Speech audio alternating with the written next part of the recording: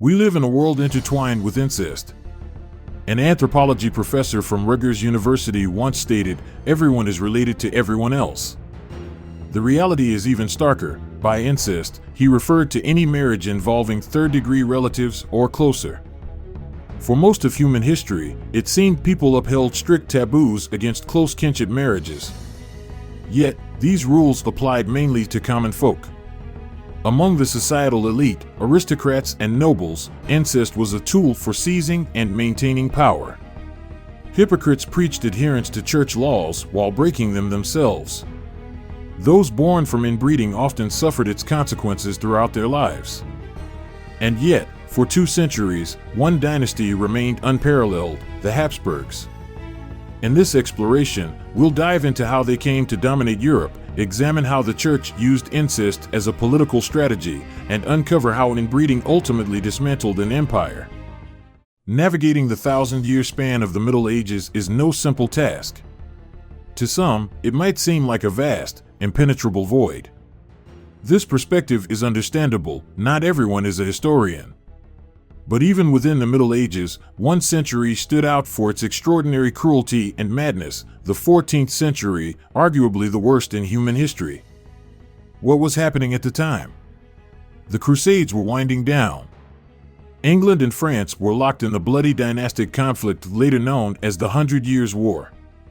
The territories that would become modern Italy and Spain were fragmented. Italy was a collection of duchies and city-states, while Spain was midway through its 500-year-long Reconquista, expelling Muslim rule from the peninsula.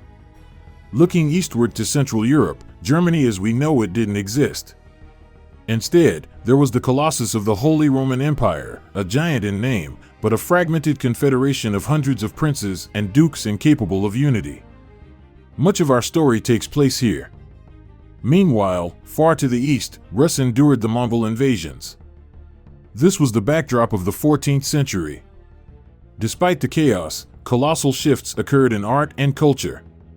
Europe began emerging from a prolonged cultural stagnation. Dante, Giotto, and Petrarch laid the groundwork for the Renaissance. The world seemed on the brink of a great leap forward. Now, let's view the 14th century through the eyes of its contemporaries. For them, it was one of the darkest eras in European history in over 800 years. Take the Black Death, for instance. Over 7 years, the plague wiped out between a third and half of Europe's population. Imagine, every second person died, often with no one left to bury the dead. Even disease didn't halt the endless conflicts. Monarchs waged war over scraps of land, plunging the former territories of the Roman Empire into a millennium of near-constant violence. There was no escape from brutality. Moving from northern France to its southern regions might mean trading English pillagers for slavery. The revival of trade in the late Middle Ages spurred a rise in piracy. Not only were ships looted, but residents of coastal towns were abducted, with the unluckiest sold into slavery in North Africa. Let's conduct a thought experiment. What would life be like if you were born in the 14th century? Most likely, you'd be part of a peasant family, as 85% of Europeans were farmers. Suppose you survived infancy without succumbing to the first disease. Perhaps the plague missed you, or you miraculously survived it, leaving your body scarred with reminders. So far, no one's robbed or killed you. But your suffering is only beginning. Nature in the 14th century seemed intent on human misery. The warm climate of earlier centuries gave way to a colder one. Snow fell not just in England and northern Germany but even in Italy, a phenomenon unseen for 500 years. The Great Famine claimed up to a quarter of urban populations. People believed the end times were near, that the Antichrist would soon come and the world would end. From the 14th to the 19th century, until the Industrial Revolution, peasants didn't live, they survived. But suppose you were born into a wealthy and noble family. Forget about the modern concept of family. You'd be part of a dynasty. Your personal interests would mean less than a chamber pot. The family patriarch dictated your education, marriage, and life path. Your role wasn't to pursue happiness, but to increase the family's wealth and influence. Feudal lords ruled over surrounding villages, collecting taxes in exchange for protecting peasants from bandits. This system of relationships hardly resembled a modern state. But the 14th century was brutal even for society's elite. Wars and epidemics decimated not just peasants but knights and nobles. The average lifespan of European aristocrats plummeted from 64 to 45 years. Many couldn't maintain their lifestyles and simply died out. Yet, where there's crisis, there's opportunity. On the scorched fields of Europe, plenty of room opened up for new families: Trastamars in Spain, the Ottomans in modern-day Turkey, and, finally, today's protagonists, the Habsburgs of Central Europe. Within 100 to 150 years, the Habsburgs would rule nearly all of Europe. At their peak, even the New World would be under their sway. All of Europe would fear defying their will, thanks to their strategic skill in choosing spouses. So, who were the Habsburgs, and where did they come from? Originally, they were an unremarkable family of landlords from Western Germany. Later, they crafted an elaborate genealogy, tracing their origins to Julius Caesar or Aeneas, the mythical founder of Rome. These were late legends meant to conceal and embellish their rather humble beginnings. The first true Habsburg, Guntram the Rich, lived in the 10th century and was notoriously greedy. He demanded not only payments from peasants for using his land, but also forced them to work his fields. Those who refused were compelled by force. A seemingly mundane story, except that serfdom didn't yet exist in the 10th century. Some believe Guntram helped lay its foundations.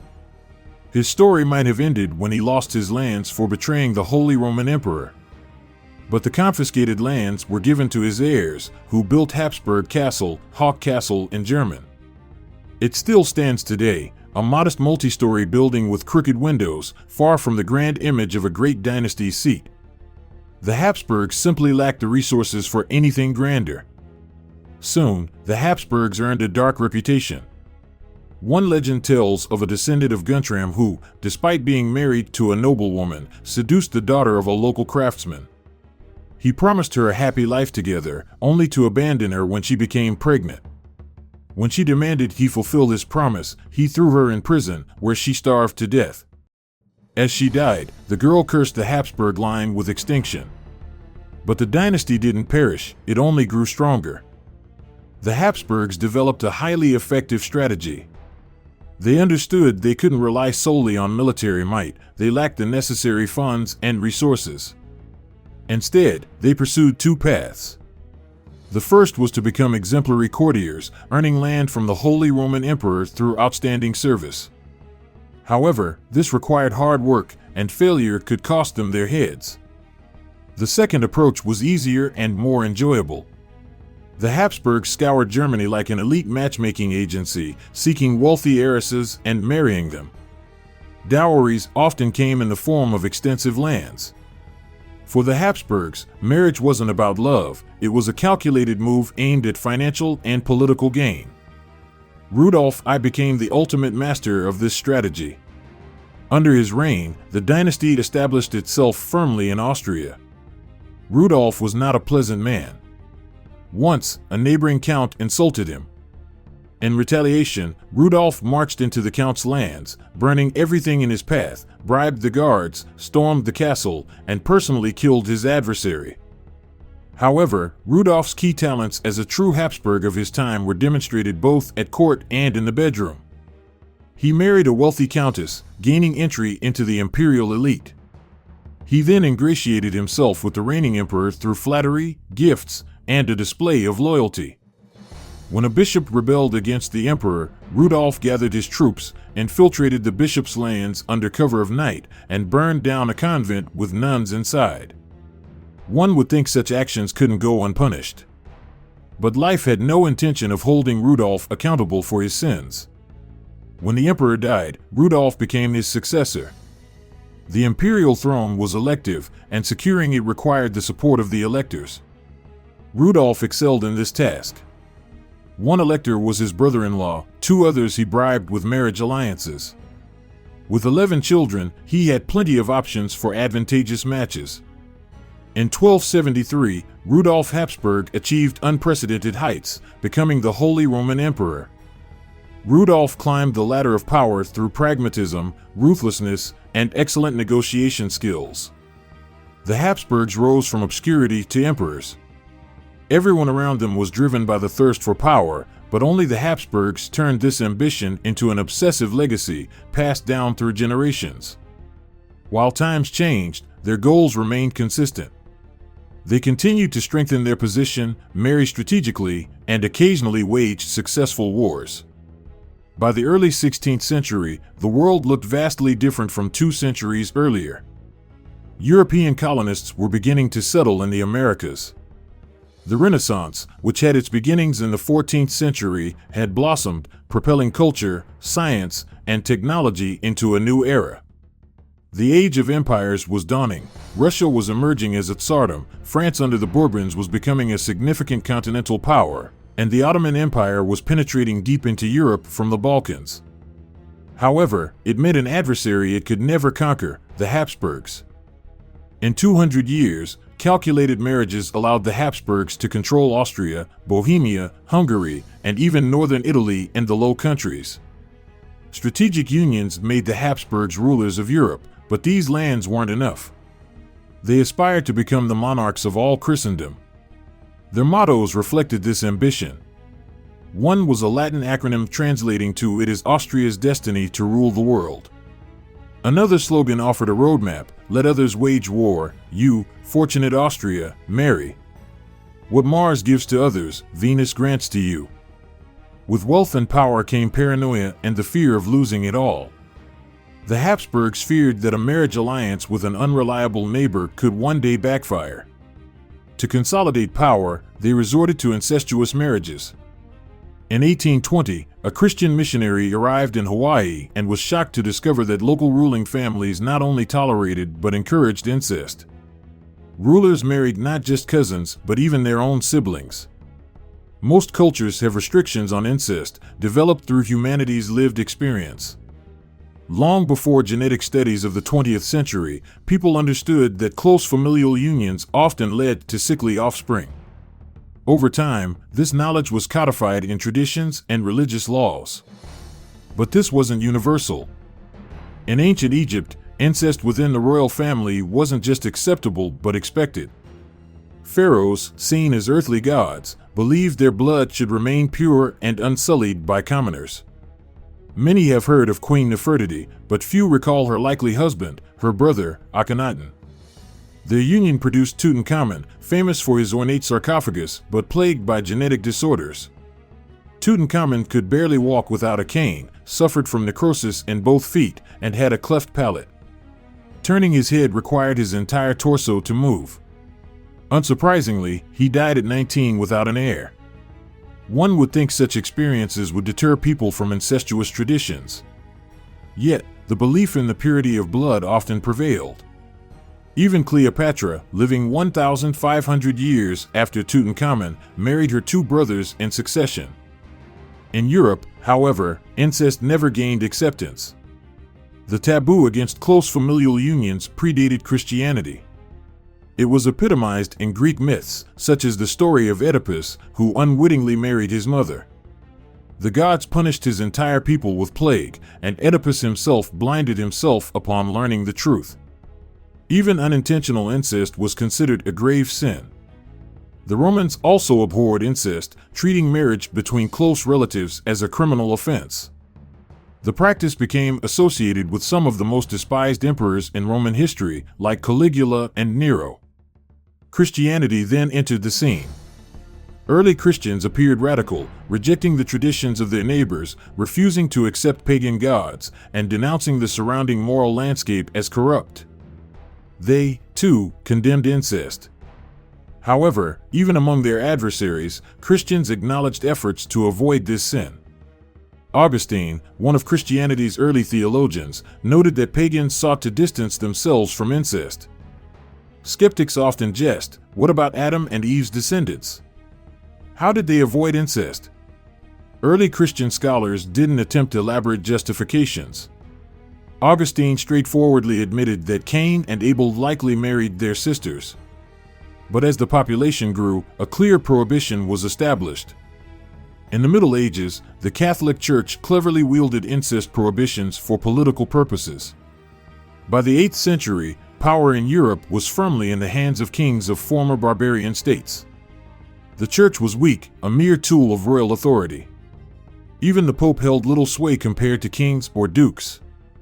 This imbalance didn't sit well with church leaders, who used the issue of incest as a means to strengthen their influence. The Church assumed the role of arbiter, defining what constituted incest and what didn't. Initially, bans only applied to close and first-cousin relationships. The Church expanded these restrictions to include third cousins, relationships with stepmothers, and former brothers-in-law. By the late 8th century, even relationships with godparents were considered incestuous. It was no longer just about biological kinship, but spiritual connections too. These rules couldn't be ignored. Wealthy nobles risked excommunication, while commoners faced execution. These strictures persisted into the 16th century. Consider Henry VIII of England, who famously had 6 wives. He accused his second wife, Anne Boleyn, of incest with her brother, a false charge, but one that still led to their executions. The rules became so complex that even rulers struggled to determine whether their marriages were sinful. In such cases, they turned to the Church, which studied genealogies and decided the legitimacy of unions. This gave the Church enormous power. It could invalidate nearly any marriage or, conversely, turn a blind eye to close relations. Papal authority grew stronger, forcing emperors to capitulate to the Church. These incest rules gave the Church significant influence, but they also had an unexpected consequence, fostering European individualism. Recent studies suggest that these intensified prohibitions forced ordinary people to seek marriage partners outside their small communities. This diluted large extended families and clans, which had previously dominated social life. As communal ties weakened, the individual gained prominence, making individualism a defining trait of European society. However, by the 14th century, Europe's elite began reversing this trend. The Black Death, which wiped out half the population, changed behaviors. People recognized that isolation was one of the best ways to preserve health.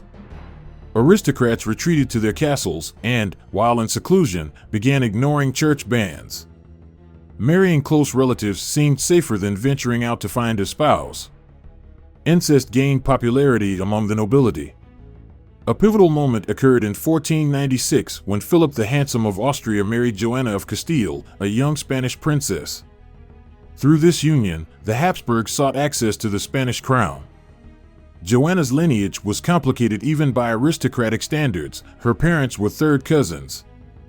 Philip was a strikingly handsome man and a notorious flirt. At his wedding, he paid more attention to Joanna's ladies-in-waiting than to his bride. For him, the marriage was purely political, not a symbol of love. His sole passion was the Spanish throne, and for this ambition, he and Joanna had 6 children. But Joanna developed severe mental health issues.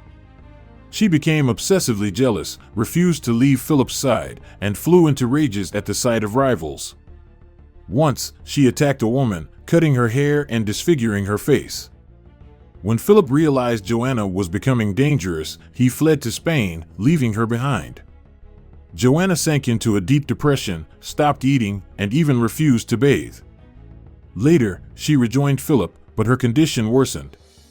She threw tantrums, resorted to hunger strikes for attention, and behaved erratically. When Philip contracted smallpox and died, Joanna's mental state collapsed entirely.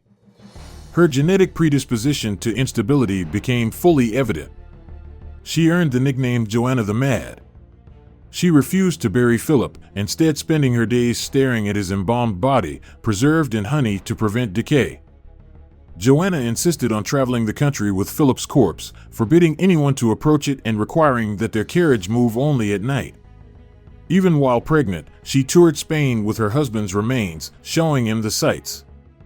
Ironically, she didn't allow any women near him, even in death.